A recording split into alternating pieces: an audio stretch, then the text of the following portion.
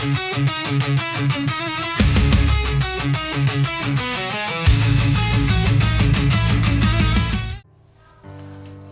mayam, ngasi blog now sidiko hinjang thobadi oidoine adu blog se kai kai mathel oidoino adu mayam yengminasi yengaga mayam na haidi guess tawbiro ba hanmada ko yengdringaida kaino thongdoise kai thonglo mangi do mayam guess tawbiro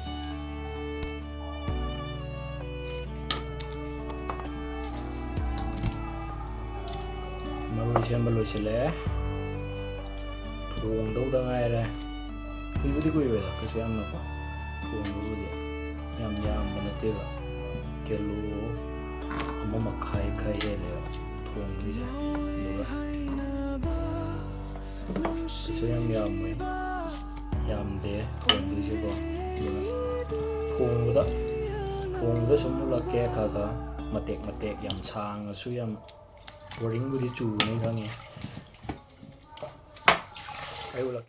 She walks the silent streets of dreams, holds her heart with secret scenes. Every glance a hidden scream, love unspoken tearing at the beams. He smiles without knowing why, she fights the tears she wants to cry.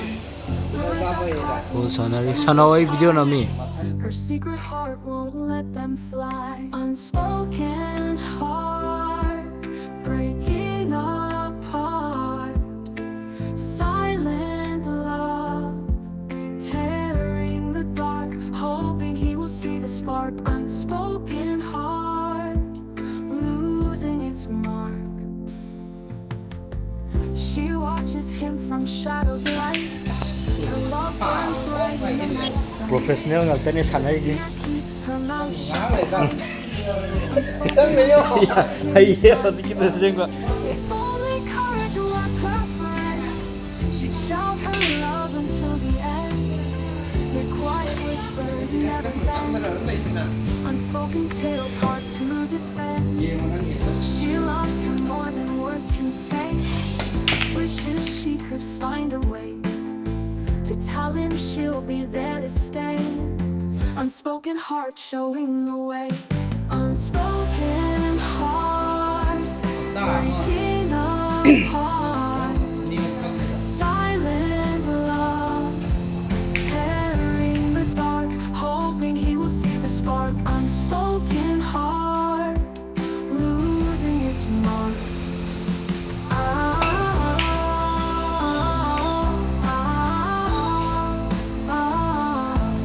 Unspoken heart breaking apart,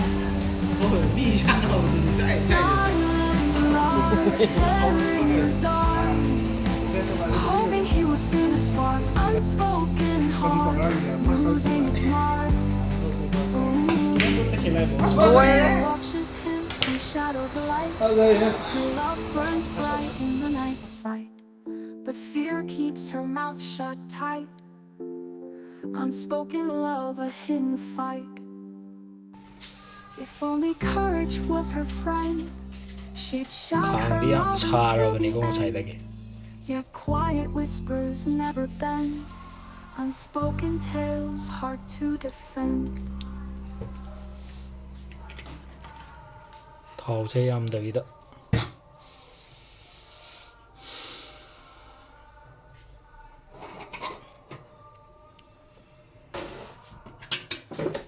Thau sare mayam thau sare.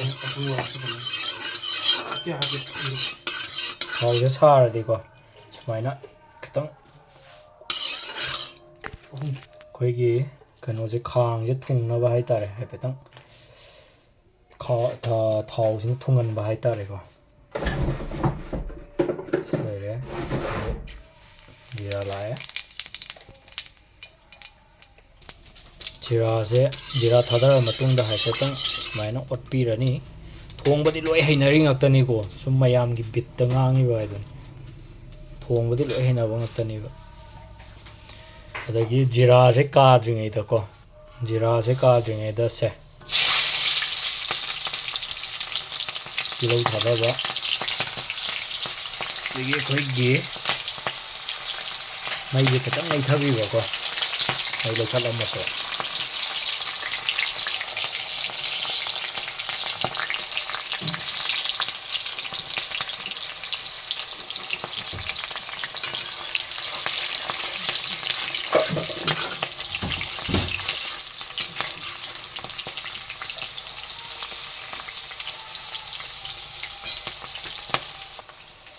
ꯑꯩꯈꯣꯏꯒꯤꯁꯤ ꯈꯥꯡꯁꯦ ꯃꯆꯥ ꯑꯣꯏꯗꯣꯏꯅꯤꯀꯣ ꯁꯥꯁꯦ ꯌꯥꯝꯗꯕꯅꯤꯅ ꯑꯗꯒꯤ ꯑꯩꯈꯣꯏ ꯇꯤꯜꯍꯧꯁꯦ ꯀꯃꯥꯏꯅ ꯇꯧꯅꯤ ꯍꯥꯏꯔꯒ ꯇꯤꯜꯍꯧꯁꯦ ꯈꯔ ꯄꯧꯔꯞ ꯁꯣꯏꯕꯤꯕ ꯍꯥꯏꯇꯥꯔꯦ ꯄꯥꯟ ꯁꯣꯏꯅꯩꯗꯅꯀꯣ ꯄꯥꯅ ꯁꯣꯏꯔꯗꯤ ꯀꯃꯥꯏꯅ ꯇꯧꯒꯦꯒ ꯑꯩꯈꯣꯏ ꯃꯩ ꯈꯤꯇꯪ ꯂꯩꯈꯠꯄꯗ ꯀꯥꯁꯜꯂꯦꯕ ꯇꯤꯜꯍꯧꯁꯦ ꯑꯗꯨꯅ ꯈꯔ ꯄꯧ ꯇꯥꯔꯗꯤ ꯁꯤꯅ ꯂꯣꯏꯐꯥꯎ ꯂꯩꯗꯣꯏꯅꯦꯕ ꯁꯤ ꯉꯧꯕ ꯂꯣꯏꯔ ꯃꯇꯨꯡ ꯐꯥꯎꯕ ꯁꯨꯃꯥꯏꯅ ꯂꯩꯗꯣꯏꯅꯦꯕ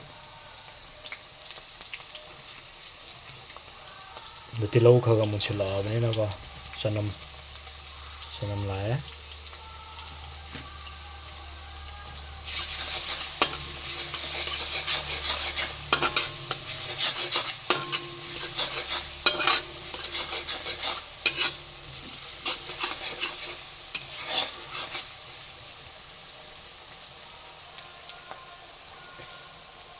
ꯁꯤ ꯉꯥꯛꯇꯪ ꯊꯝꯃꯒ ꯑꯩꯈꯣꯏ ꯁꯤꯡꯁꯦ ꯍꯧꯖꯤꯛ ꯍꯥꯞꯄꯁꯨ ꯌꯥꯔꯦ ꯉꯥꯛꯇꯪ ꯂꯩꯔ ꯍꯥꯞꯄꯁꯨ ꯌꯥꯔꯦ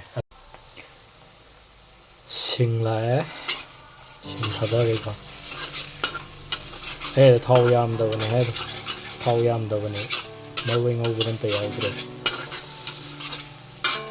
ꯊꯥꯎꯁꯦ ꯃꯌꯥꯝ ꯌꯥꯝꯃꯒ ꯍꯥꯎꯒꯗꯧꯕ ꯃꯥꯟꯕꯅꯦꯕ ꯍꯥꯎꯇꯕꯅꯤꯀꯣ ꯀꯩꯁꯨ ꯂꯦꯛꯊꯣꯛꯑ ꯊꯣꯛꯄꯅꯦ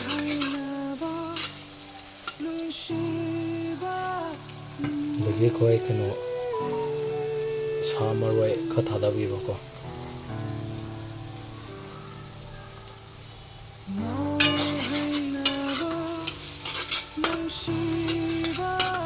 ꯁꯤ ꯉꯥꯛꯇꯪ ꯉꯧꯔꯒ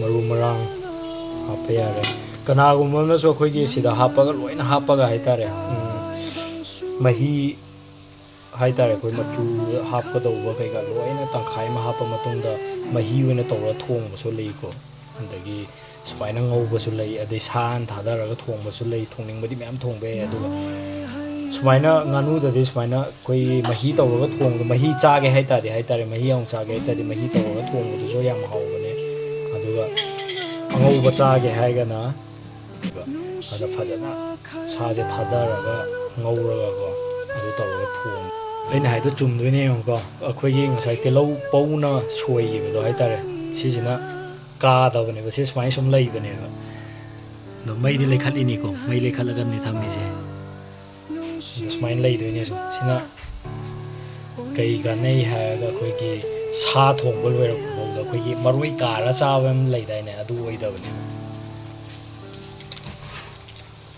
ꯃꯔꯨ ꯃꯔꯥꯡ ꯂꯥꯛꯑꯦ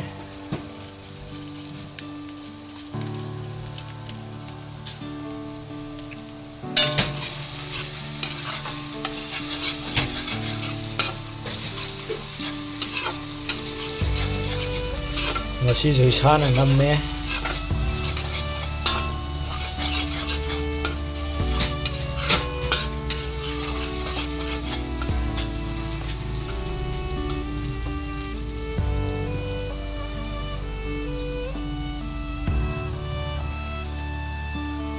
ꯁꯥ ꯍꯩꯊꯔꯣ ꯁꯤꯗꯩ ꯀꯩꯅꯣ ꯈꯪꯉꯅꯤꯀꯣ ꯃꯌꯥꯝꯅ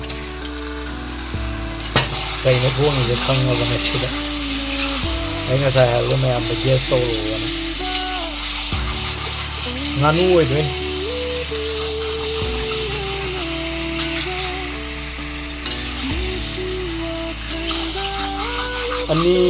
ꯀꯤꯂꯣ ꯑꯅꯤ ꯈꯤꯇꯪ ꯍꯦꯟꯕꯅꯦꯕꯀꯣ ꯑꯗ ꯁꯦꯝꯕꯗ ꯊꯣꯛꯇꯤ ꯊꯣꯛꯑꯦ ꯑꯗꯣ ꯗꯥꯏꯔꯦꯛ ꯑꯅꯤ ꯌꯧꯗꯕꯤꯗ ꯐꯪꯉꯦ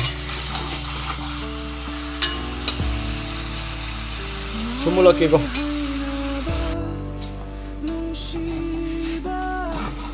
ꯍꯥꯡꯇꯣꯛꯑꯒ ꯑꯝꯇꯪ ꯌꯦꯡꯁꯤꯀꯣ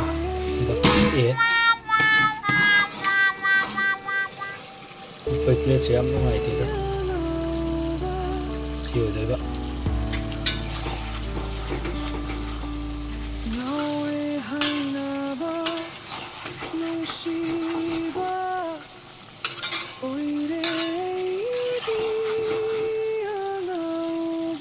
ꯁꯤꯗ ꯑꯩꯈꯣꯏ ꯉꯥꯛꯇꯪ ꯂꯩꯔꯒꯁꯨ ꯌꯥꯔꯦ ꯍꯧꯖꯤꯛ ꯍꯥꯞꯄꯁꯨ ꯌꯥꯔꯦ ꯆꯝꯄ꯭ꯔꯥ ꯑꯃ ꯃꯌꯦꯛꯀꯤꯗꯤ ꯈꯥꯃꯦꯟ ꯑꯁꯤꯟꯕ ꯍꯥꯞꯄꯒꯗꯤ ꯍꯥꯞꯇ꯭ꯔꯒꯁꯨ ꯌꯥꯏꯕ ꯀꯩꯁꯨ ꯀꯥꯏꯗꯦꯕꯀꯣ ꯑꯗꯨ ꯃꯍꯥꯎ ꯍꯦꯟꯅ ꯁꯨꯝ ꯍꯥꯎꯕꯅꯤ ꯆꯝꯄ꯭ꯔꯥ ꯑꯃꯒ ꯁꯨꯝ ꯁꯨꯡꯖꯤꯟꯕꯁꯦ ꯍꯥꯞꯁꯤꯀꯣ ꯌꯥꯔꯦ ꯁꯤ ꯆꯝꯄ꯭ꯔꯥꯁꯦ ꯈꯥꯏꯕꯅꯦ ꯀꯣꯝꯂꯥ ꯃꯆꯨ ꯑꯣꯜ ꯂꯩꯔꯝꯃꯤ ꯀꯃꯥꯏꯅ ꯇꯧꯔꯤ ꯌꯥꯝ ꯐꯖꯔꯦ ꯍꯥꯎꯗꯧ ꯌꯥꯝ ꯃꯥꯜꯂꯦ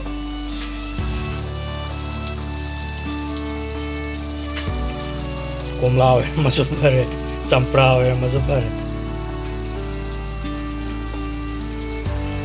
ꯆꯝꯄ꯭ꯔꯥꯗꯤ ꯑꯣꯏꯗꯣꯏꯅꯤ ꯃꯨꯟꯕ ꯍꯥꯏꯇꯥꯔꯦ ꯀꯣꯝꯂꯥ ꯑꯣꯏꯔꯝꯃꯒꯅ ꯊꯨꯝꯃꯦꯗꯅꯀꯣ ꯀꯩ ꯎꯄꯥꯏ ꯂꯩ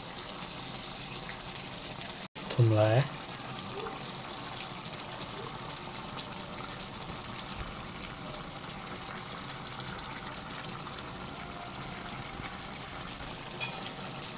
ꯈꯥꯕꯩ ꯑꯝꯇꯪ ꯊꯥꯕꯤꯕꯀꯣ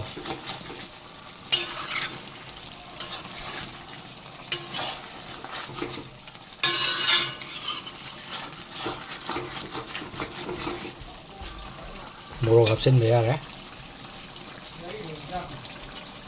ꯑꯗꯨꯒ ꯁꯤ ꯃꯈꯨꯝ ꯉꯁꯥꯏꯗꯨꯗꯤ ꯍꯥꯡꯗ꯭ꯔꯤꯀꯣ ꯌꯦꯡꯁꯦ ꯑꯝꯇꯪ ꯍꯥꯡꯉꯒ ꯐꯖꯔ ꯂꯣꯏꯔꯛꯀꯗꯧꯔꯦ ꯅꯌꯨꯝ ꯆꯥꯔꯨꯒꯦ ꯍꯥꯏꯔ ꯂꯩꯔꯦ ꯍꯧꯖꯤꯛ ꯍꯥꯡꯕꯗꯣ ꯁꯤ ꯑꯣꯏꯔꯦ ꯑꯩ ꯑꯝꯇꯪ ꯊꯥꯗꯦ ꯃꯆꯨꯗꯤ ꯉꯥꯅꯨ ꯃꯆꯨ ꯑꯣꯏꯔ ꯄꯨꯔꯥ ꯑꯣꯏꯔꯦꯀꯣ ꯑꯩꯅ ꯉꯥꯅꯨ ꯊꯣꯡꯕꯩ ꯊꯥꯒꯠꯄꯁꯦ ꯃꯤ ꯀꯌా ꯁꯨꯛꯌꯦꯡ ꯌꯦꯡꯗꯦ ꯀꯃꯥꯏꯅ ꯇꯧꯏ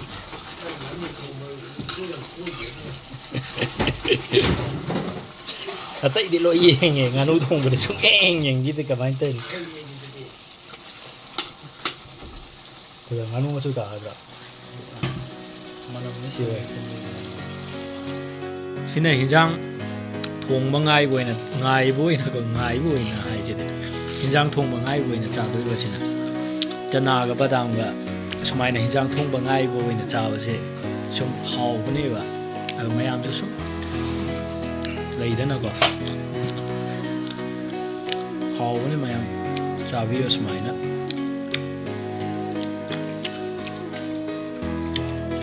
ꯃꯁꯥꯒꯤ ꯊꯥꯎ ꯄꯨꯔꯛꯄ ꯉꯁꯥꯏꯒꯤ ꯃꯥꯏ ꯃꯁꯥꯒꯤ ꯃꯆꯨꯝꯗꯣ ꯉꯁꯥꯏ ꯃꯆꯨꯝꯗꯣ ꯂꯣꯏꯔ ꯅꯞꯄꯒꯅꯦ ꯃꯩꯗꯤ ꯂꯩꯈꯠꯂꯛꯑꯦꯕꯀꯣ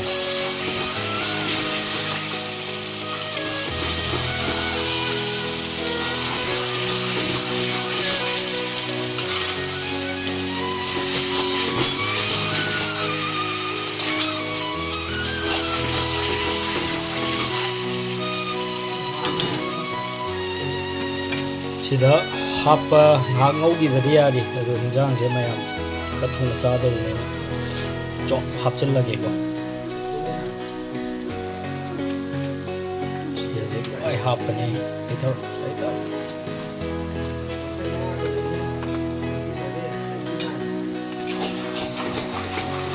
ꯍꯥꯞꯄꯩꯗꯤ ꯍꯣꯔꯦꯟ ꯉꯥꯏꯍꯥꯛ ꯂꯩꯔꯒ ꯍꯥꯞꯄꯁꯨ ꯌꯥꯏ ꯑꯗꯨꯕꯨ ꯁꯤꯅ ꯆꯥꯅꯤꯡꯉꯒꯗꯤ ꯀꯨꯏꯔꯦꯕ ꯉꯧꯔꯤꯁꯦ ꯑꯗꯨꯝ ꯎꯞꯄꯒ ꯃꯈꯨꯝꯁꯦ ꯎꯞꯁꯤꯜꯂꯒ ꯊꯝꯃꯤꯅꯦꯕ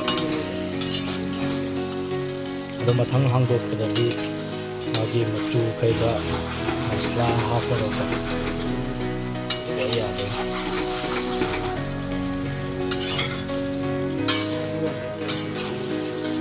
ꯐꯖꯔꯕꯅꯤ ꯌꯥꯝ ꯐꯖꯔꯕꯅꯤ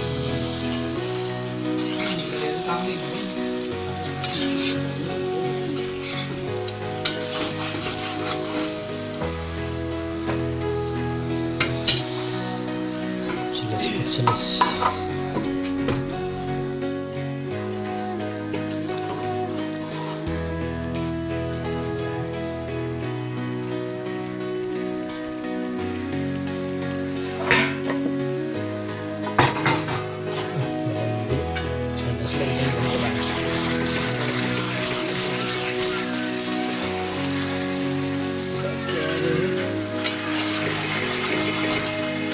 ꯐꯣꯟ ꯄꯥꯏꯗꯣꯏꯔꯥ ꯀꯩ ꯄꯥꯏꯗꯣꯏꯅꯣ ꯊꯣꯛꯈ꯭ꯔꯦ ꯋꯥꯔꯤ ꯁꯥꯟꯅꯕ ꯍꯟꯗꯛ ꯑꯃꯨꯛꯇꯪ ꯀꯨꯞꯄꯒ ꯌꯥꯔꯅꯤ ꯃꯆꯨ ꯀꯩꯀꯥ ꯂꯣꯏ ꯍꯥꯞ ꯌꯥꯔꯅꯤ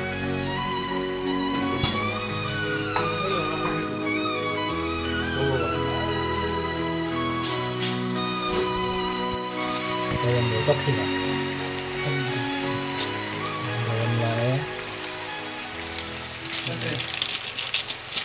ꯌꯥꯝ ꯍꯥꯞꯄꯣꯏꯒꯔ ꯑꯗꯒꯤ ꯃꯤꯛꯁ ꯇꯧꯔ ꯂꯥꯛꯑꯦ ꯃꯁꯂꯥ ꯀꯩꯀꯥꯗꯤ ꯌꯥꯝ ꯍꯥꯞꯄꯣꯏꯀꯣ ꯁꯤ ꯍꯥꯟꯅꯒꯤ ꯑꯀꯥꯏꯕ ꯑꯣꯏꯗꯣꯏꯅꯤ ꯍꯥꯞꯄꯤꯁꯤ ꯑꯗꯒꯤ ꯑꯩꯈꯣꯏ ꯃꯤꯛꯁ ꯇꯧꯔ ꯂꯥꯛꯑꯦ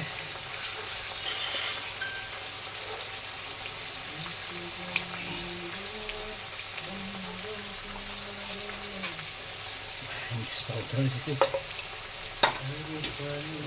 ꯈꯥꯕꯩ ꯑꯃꯨꯛꯇꯪ ꯊꯥꯔꯁꯤ ꯁꯤ ꯊꯥꯔꯒ ꯏꯟꯖꯥꯡꯗꯤ ꯂꯣꯏꯔꯦꯕꯀꯣ ꯂꯣꯏꯔꯒ ꯃꯍꯥꯎ ꯌꯦꯡꯉꯒ ꯃꯆꯨ ꯍꯥꯞꯄ ꯏꯟꯖꯥꯡ ꯂꯣꯏꯔꯦ ꯑꯗꯩꯗꯤ ꯆꯥ ꯌꯥꯔꯦ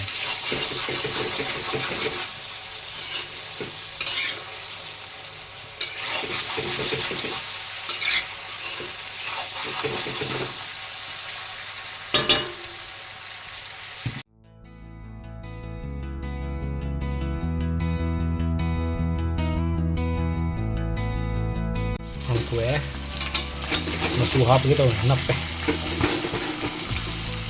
ꯃꯆꯨꯗꯤ ꯐꯖꯕꯅꯦ ꯑꯗꯣ ꯐꯖꯔꯦ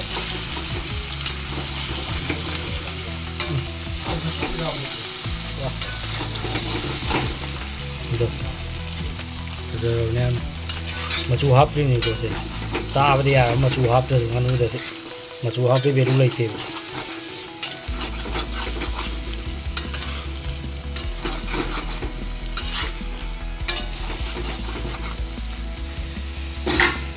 मचू हपचिल्लगे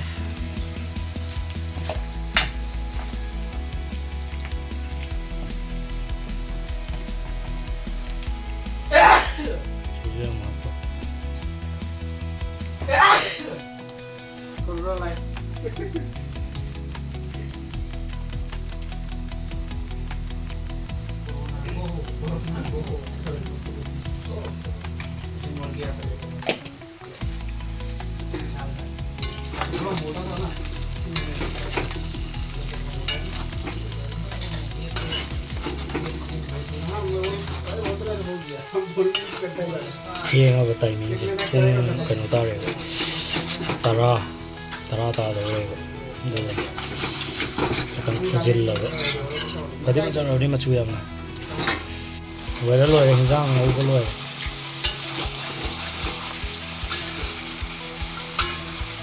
ꯁꯤꯗ ꯌꯥꯎꯔꯤꯁꯦ ꯆꯩꯇꯦꯛ ꯅꯠꯇꯦꯀꯣ ꯄꯨꯂꯩ ꯃꯥꯟꯕꯤ ꯍꯥꯏꯗꯣ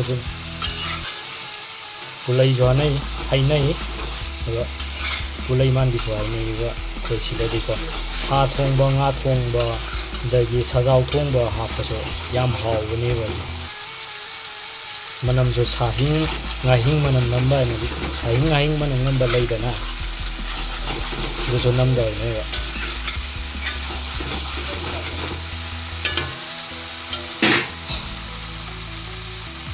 ꯂꯣꯏꯁꯤꯜꯂꯦ ꯃꯌꯥꯝ ꯂꯣꯏꯔꯦ ꯏꯟꯖꯥꯡ ꯉꯧꯕꯀꯣ ꯐꯖꯔꯅꯤ ꯑꯃ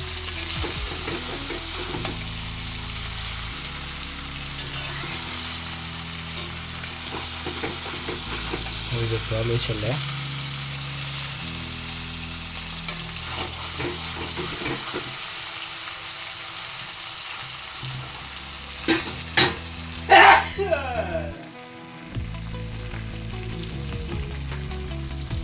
ꯃꯌꯥꯝ ꯉꯁꯤꯒꯤ ꯊꯣꯡꯕ ꯊꯥꯛꯄꯒꯤ ꯕ꯭ꯂꯣꯛꯁꯤꯗꯤ ꯆꯥꯕꯒꯤ ꯃꯇꯥꯡ ꯂꯥꯛꯑꯦ ꯃꯌꯥꯝ ꯆꯥꯕꯁꯦ ꯇꯁꯦꯡꯅ ꯎꯠꯇꯤ ꯎꯅꯤꯡꯗꯕꯅꯦꯕ ꯆꯥꯕꯁꯦ ꯑꯗꯣ ꯑꯃꯅꯤꯗꯨ ꯂꯥꯛꯑꯒꯦ ꯍꯥꯎꯋꯦ ꯍꯥꯎꯇꯦꯗꯣ ꯍꯥꯏꯔꯛꯅꯕꯀꯣ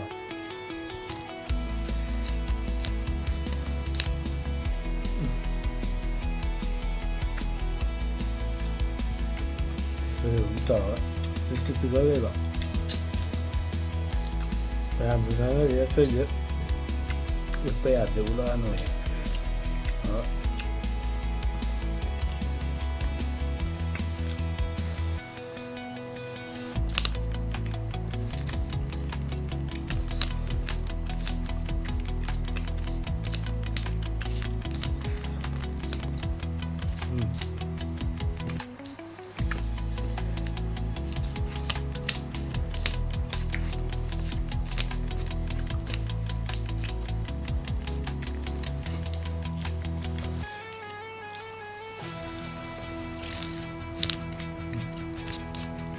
vũng tàu rồi.